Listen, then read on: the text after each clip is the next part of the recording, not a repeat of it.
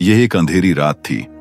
कच्चे मकान की दीवारों पर टिमटिमाते दिए की हल्की लौ कांप रही थी। एक कोने में बैठा गरीब दर्जी अपनी पुरानी सिलाई मशीन के सामने झुका हुआ था। कपड़ों के ढेर के बीच उसके हाथ कांप रहे थे और आंखों से बहते आंसू धागे में घुलते जा रहे थे। या अल्लाह, उसने रोते हुए कहा, मेरे बच्चों का पेट कई दिनों से खाली है, यही मशीन मेरा सहारा है, तू मदद कर।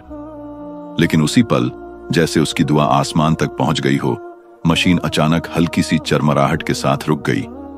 उसने हाथ घुमाया पर मशीन बिल्कुल चुप हो गई। दर्जी का दिल कांप उठा। हे अल्लाह, ये कैसी आफत आ गई। उसने घबराकर मशीन को देखा। वो सारी रात मशीन को ताकता रहा पर वो दोबारा नहीं चली।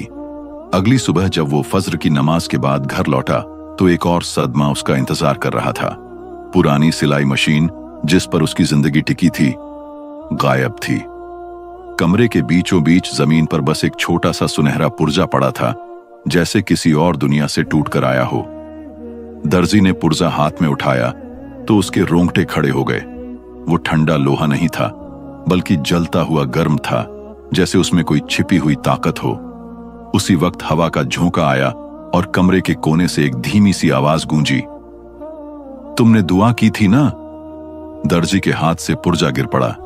उसकी आंखें डर और हैरानी से फैल गईं। कमरे में कोई नहीं था, लेकिन आवाज किसी औरत की थी और उस आवाज में ऐसा जादू छिपा था जो दिल को बांध ले। अंधेरी रात का बोझ छोटे से कच्चे मकान पर छाया हुआ था। गरीब दर्जी अपनी जिंदगी की कड़वी हकीकतों से जूझ रहा था। उसकी आंखों से नींद गायब थी, क्योंकि गरीबी ने उसकी पलकों से सुकून छीन लिया था। घर के कोने में मिट्टी का पुराना दिया टिमटिमा रहा था, जिसकी हल्की लौ कांप रही थी। पत्नी बच्चों को चुप कराते कराते थक चुकी थी, लेकिन भूखे बच्चे मां की गोद में रोते रोते सो गए थे। दर्जी के सामने वही पुरानी सिलाई मशीन रखी थी, जो उसकी जिंदगी का एकमात्र सहारा थी। उसी मशीन के सहारे उसने ख्वाब देखे थे कि एक दिन वह अपने बच्चों को इज्जत से खिलाएगा, पढ़ाएगा। लेकिन सच्चाई ये थी कि कई दिनों से उसके हाथ की सिलाई बेकार जा रही थी।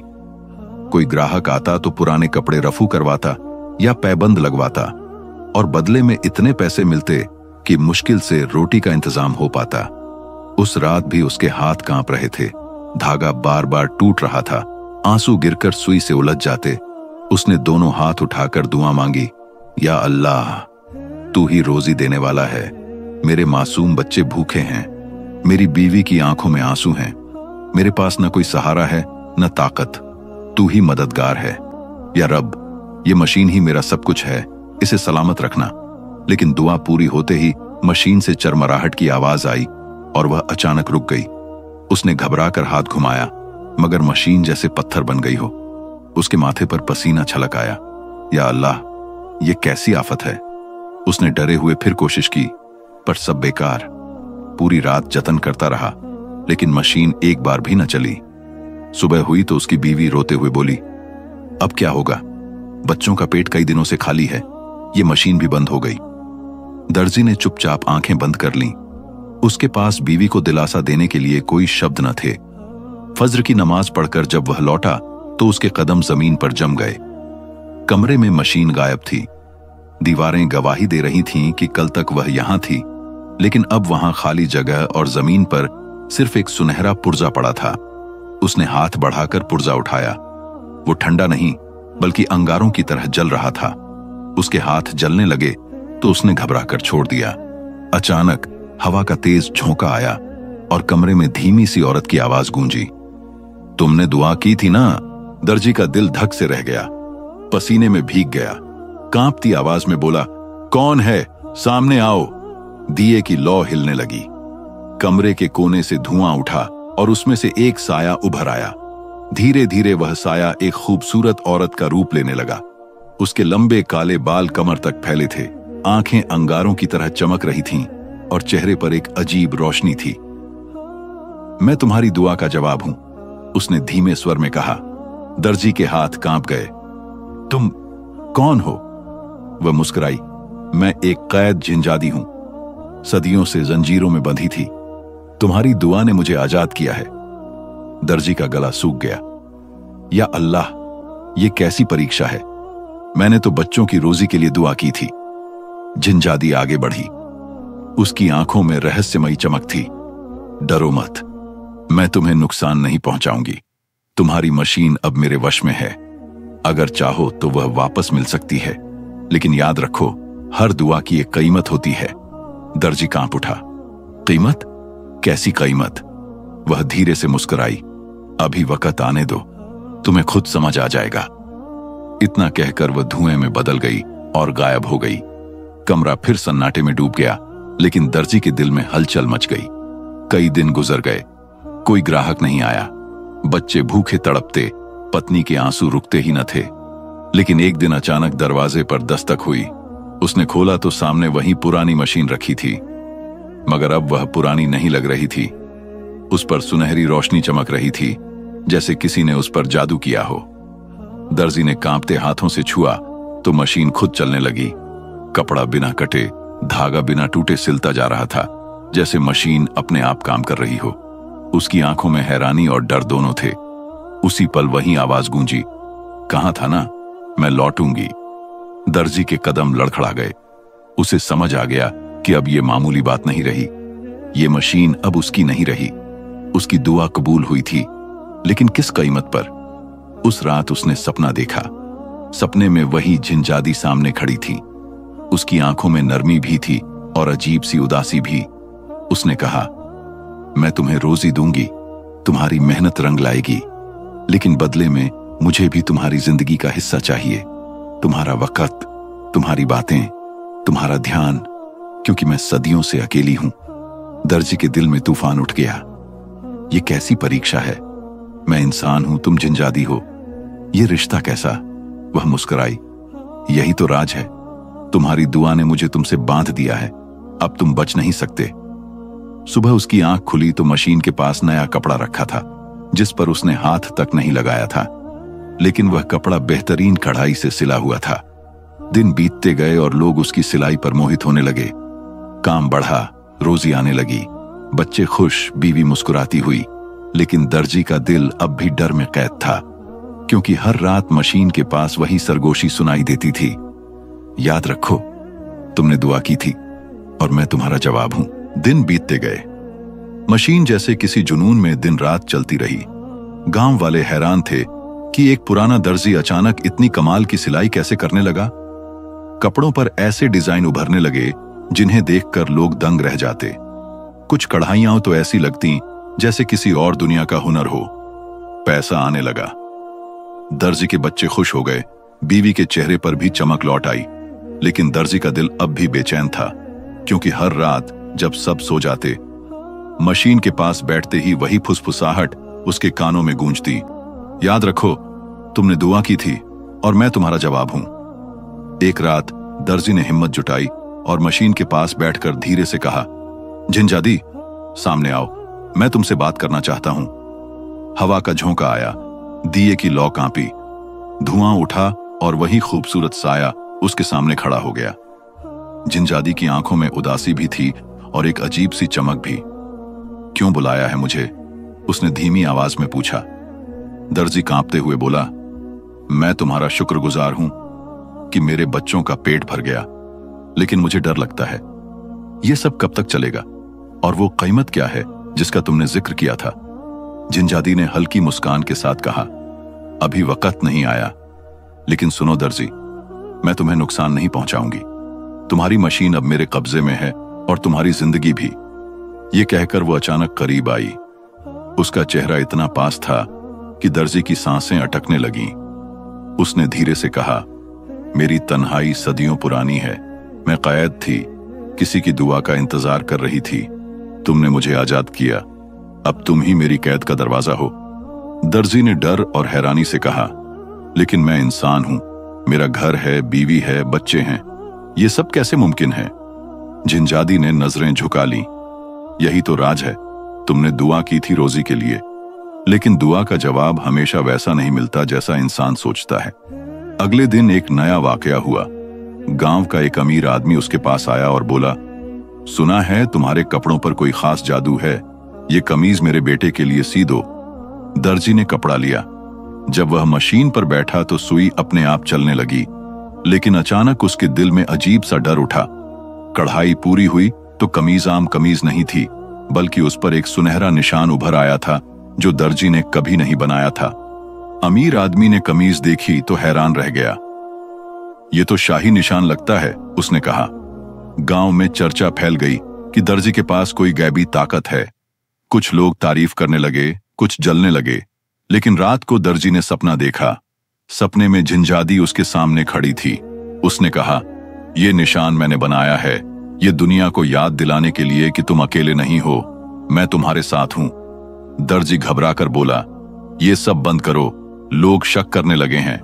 अगर सच सामने आ गया तो मैं और मेरा घर बर्बाद हो जाएंगे। झिंझादी के चेहरे पर पहली बार सख्ती आई। उसने कहा, याद रखो दर्जी, मैंने तुम्हें रोजी दी है, लेकिन ये सब वापस लेना मेरे लिए मुश्किल नहीं। अब तुम्हारे पास दो रास्ते हैं, या तो मुझे कबूल करो या सब कुछ खो दो। इतना कहकर वो गायब हो गई। दर्जी पसीने में भीग गया। उसके दिल में अब एक नई जंग शुरू हो चुकी थी। एक तरफ उसका घर और बच्चे थे, दूसरी तरफ वो ताकत जो उसकी दुआ का जवाब थी, लेकिन उसकी सबसे बड़ी परीक्षा भी। दिन गुजरते गए। अब गांव वाले दर्जी को आम आदमी नहीं समझते थे। कोई उसे नेक कहता, कोई जादूगर, तो कोई कहता कि ये अल्लाह का वली है जिसके हाथों में बरकत है। मगर दर्जी इन तमाम अलकाब से खुश नहीं था, क्योंकि वो जानता था कि इस सब के पीछे एक झिंझादी का राज छुपा है। वो रातें जब सब सो जाते और वो मशीन के पास बैठता, झिंझादी की मौजूदगी उसके दिल पर बोझ डाल देती। कभी वो नरमी से बातें करती, कभी धमकी देती। कभी उसकी आंखों में सदियों की तन्हाई झलकती, तो कभी ऐसी प्यास जो किसी इंसान के बस की बात न थी। एक रात उसकी बीवी ने देखा कि दर्जी जाग रहा है और अंधेरे में किसी से बातें कर रहा है। ये तुम किससे बात कर रहे हो? उसने डरते डरते पूछा। दर्जी के शरीर में सिहरन दौड़ गई। उसने तुरंत दिया बुझा दिया और बीवी के पास आकर बोला, कुछ नहीं, बस दुआएं मांग रहा था। लेकिन बीवी ने महसूस किया कि उसकी आंखों में एक ऐसा डर है जो उसने पहले कभी नहीं देखा। अगले दिन गांव में शोर मच गया। बादशाह के दरबारी आए और दर्जी को हुक्म दिया गया कि वो दरबार में हाजिर हो। दर्जी का दिल धक धक करने लगा। जब वो दरबार पहुंचा तो बादशाह के सामने वही कमीज रखी थी जिस पर सुनहरा निशान था।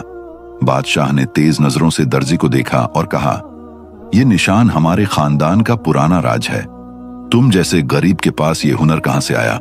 साफ साफ बताओ, वरना जान से मार दिए जाओगे। दर्जी के कदम डगमगा गए, होंठ सूख गए। उसने दिल ही दिल में कहा, या अल्लाह, ये कैसी परीक्षा है। अगर सच कहूं तो कोई यकीन नहीं करेगा, और अगर छिपाऊं तो खतरा और बढ़ जाएगा। अचानक उसकी आंखों के सामने धुंधला सा साया आया। वही झिंझादी पास खड़ी थी, मगर बाकी लोग उसे नहीं देख सकते थे। उसने दर्जी के कान में फुसफुसाया, डरो मत, कह दो कि ये सब तुम्हारी मेहनत है। मैं तुम्हारे साथ हूं, कोई तुम्हें नुकसान नहीं पहुंचा सकता। दर्जी घबराकर बोला, जहांपनाह, ये सब मेरे हाथ का कमाल है।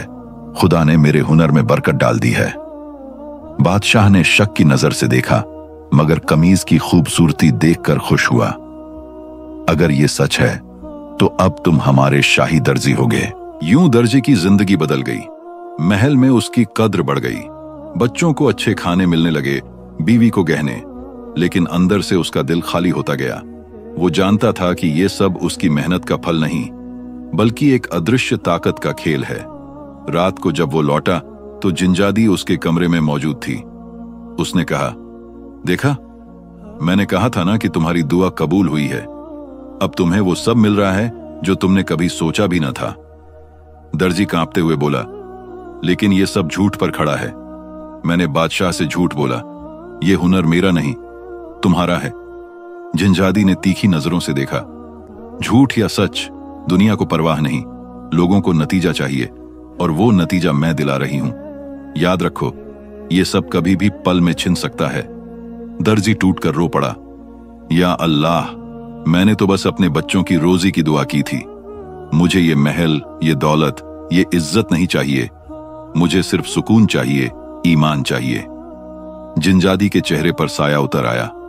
उसने कहा, तुम मुझे ठुकरा नहीं सकते, तुम्हारी दुआ ने मुझे आजाद किया है, अब तुम्हारी जिंदगी मेरा हिस्सा है। उसी वक्त उसकी बीवी कमरे में आई। उसने दर्जी को जमीन पर बैठे रोते देखा, मगर कमरे में अजीब सी खुशबू और ठंडी हवा फैली हुई थी। बीवी ने कांपते हुए पूछा, क्या हुआ, ऐसे क्यों रो रहे हो? दर्जी चुप रहा, मगर आंसू बह निकले। बस इतना बोला, यह सब मेरी परीक्षा है। अगले दिन महल में नया हुक्म आया। बादशाह ने कहा, हम चाहते हैं कि तुम हमारे लिए ऐसा लिबास बनाओ जो आने वाले जश्न में पूरी दुनिया को हैरान कर दे। दर्जी का दिल कांप गया। रात को उसने जिंजादी को पुकारा। मैं ये काम नहीं कर सकता, ये मुमकिन नहीं। जिंजादी मुस्कुराई, मुमकिन है, लेकिन इस बार कीमत बड़ी होगी। कैसी कीमत? दर्जी चीख पड़ा। जिंजादी की आंखों में आंसू भर आए। मुझे तुम्हारी मोहब्बत चाहिए, तुम्हारा दिल। दर्जी पर जैसे बिजली गिर पड़ी। ये नहीं हो सकता, मैं शौहर हूं, बाप हूं, मैं ये सब छोड़ नहीं सकता। जिंजादी ने धीरे से कहा, मैं सदियों से तन्हा हूं, मैं कैद थी, तुमने मुझे आजाद किया, अब तुम्हारे बिना मेरा वजूद अधूरा है। दर्जी का दिल कांप गया। उसे एहसास हुआ कि असली परीक्षा अब शुरू हुई है। अगले दिन जब वो मशीन के पास बैठा, उसने देखा कि कपड़े पर अपने आप कढ़ाई बन रही है, लेकिन इस बार कढ़ाई में एक औरत का चेहरा उभर रहा था, वही जिंजादी।